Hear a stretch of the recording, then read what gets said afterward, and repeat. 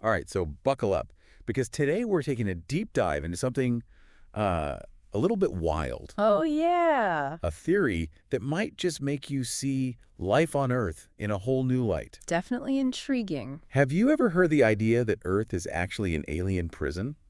I have. Yeah. We're going to explore this based on a conversation between two people who present some, well, let's just say unconventional arguments. Unconventional is putting it lightly, I'd say. Right. But hey, that's what makes this fun. Absolutely. So the first thing they bring up is something I think we can all relate to. Okay. Back pain. Why is it that humans seem to have so much trouble with their backs? It's true. You rarely see other animals complaining about their lower lumbar. Exactly. Like you don't see a chimpanzee asking for a massage. Nope. Not really their thing. So they suggest maybe our bodies aren't actually built for Earth's gravity. Like we were designed for a planet with a little less pull. Yeah, and now we're all walking around with these aches and pains like a cosmic hangover. It's a fascinating thought, right? It makes you question our whole evolutionary history. Right. If we evolved here, why wouldn't we be perfectly adapted? Exactly. Like think about how many times you've bent over to pick something up and thought, oof, gravity is not my friend today. I know that feeling all too well. It's like a constant reminder that maybe we're a little out of place. It really makes you wonder. And then there's our skin. It's so sensitive to the sun. Oh yeah, we're practically vampires. I know. Most animals can just bask in the sun all day, no problem. Meanwhile, we humans have to slather ourselves in sunscreen just to spend a few hours outside. Right. We burn, we peel, we get wrinkles. It's like a comedy of errors. It's true. We don't handle the sun very gracefully. So they argue that this sensitivity could be a sign that we evolved on a planet further from its sun. A place where a little sunlight was a rare and precious thing. And now here we are stuck into this giant spotlight. It's like moving from a cozy cabin to a Las Vegas tanning salon. It's a bit of a shock to the system, isn't it? You could say that. And then there's the whole ordeal of childbirth. Let's be honest, it's not exactly a walk in the park. No, it's not. I mean, you see these videos of animals giving birth in the wild, and they just shake it off like it's nothing. It's pretty remarkable. Meanwhile, humans are in labor for hours, sometimes even days. They say it's because the size of a baby's head compared to the birth canal makes it more difficult. It's like trying to fit a watermelon through a keyhole. That's a pretty vivid image. Yeah, well, it kind of feels that way sometimes. And it's not just painful, it can be dangerous too. Exactly. You'd think evolution would have come up with a more efficient system. It does seem like a bit of a design flaw. It's like someone messed up the blueprints and was just like, they'll figure it out. Maybe they were on a deadline. Possibly. Okay, and finally we have our ridiculously specific dietary needs. Oh yeah, we're picky eaters. Why can't we just eat whatever we find like other animals? It's true, most animals don't have to worry about gluten-free options. Right. But we humans, we have to cook our food, Come here. calories, take supplements. It's a lot of work just to stay alive. It's exhausting.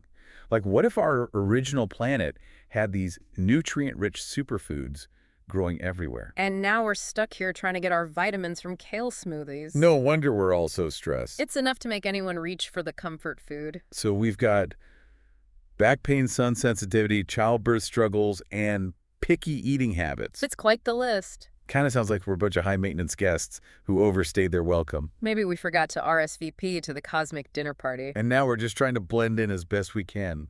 Hoping no one notices that we don't quite belong. So if we're going with this whole Earth is a prison thing, it kind of makes you wonder who's running the show. Right. Who are the wardens of this cosmic jail? Exactly. And they bring up UFO sightings, which is interesting. Oh, yeah, that's a classic. Could those strange lights in the sky actually be like guard patrols? They suggest that maybe it's extraterrestrial corrections officers just checking in. Like making sure we haven't figured out how to break out of this planetary cell. It ties into this idea of surveillance, which is something we see even in our own societies. Yeah, cameras everywhere, data tracking. It's kind of creepy when you think about it.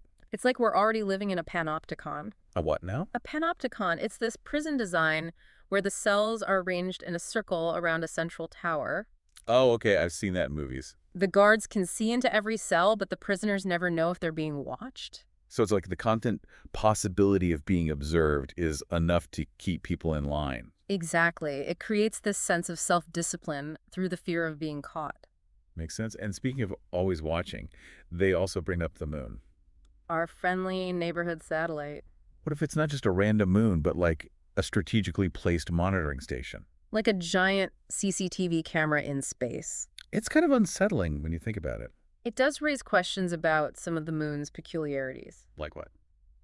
Well, for one, it's disproportionately large compared to Earth, Yeah, I never thought about that. and its orbit is unusually stable. Almost like it was put there on purpose. Some scientists have even argued that it's too perfectly placed to have occurred naturally. So maybe those Apollo missions weren't just about planting a flag and grabbing some souvenirs. Maybe we were checking out the warden's office. That's a wild thought. Okay, so we've got potential guards making their rounds, a possible surveillance station in orbit, but who are the actual watchers?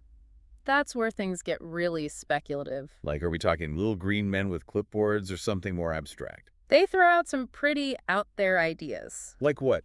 Give me an example. Well, they mention the possibility of advanced AI or even a collective consciousness. The collective consciousness. Yeah. Like a hive mind. Exactly. Imagine a network of interconnected beings constantly monitoring our planet. It's giving me serious sci-fi vibes. And it's not entirely implausible if you consider how interconnected we are becoming through technology. True. The internet, social media, all that data, it's all connected. What if all that information is feeding into something larger than we can comprehend? Okay, now I'm really starting to feel like I'm living in a simulation. But hey, if we are being watched, it raises another question. Why? What's the purpose of this whole prison Earth setup? Hmm. What did we do to end up here? So let's say, for argument's sake, that Earth really is this cosmic prison. What do we do to get sentenced? Well, that's where it gets a little dark. Oh. They suggest maybe our capacity for violence for destruction, it's part of the punishment itself.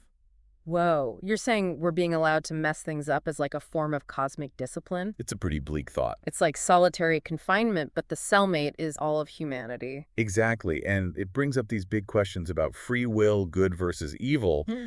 Are we inherently flawed, or is this destructive tendency a result of our imprisonment? Interesting. They also bring up that whole fallen angel thing. Or like maybe humans were part of some advanced civilization, but we got kicked out for bad behavior. So Earth is our cosmic timeout corner. Maybe. And speaking of breaking out, they mentioned some UFO sightings could be humans who escaped. Like prison break survivors? Exactly what if those aren't aliens, but former inmates coming back to give us hope? There's no evidence, of course, but it's a cool thought. It is. So here we are, back pain, sunburn, existential dread. If Earth is a prison, what does that mean for us? It's a great question. Are we just serving time, or is there something more? That's the thing about these theories. They don't give us answers. They just make us ask better questions. True. Maybe the real escape isn't about leaving Earth, but about understanding ourselves better. Expanding our consciousness, our purpose. And on that note, we'll leave you with one last thing to think about. If we could escape, would we even want to? What's waiting out there is freedom, really all it's cracked up to be. Or maybe those bars we've been railing against were actually protecting us from something worse. It's a chilling thought.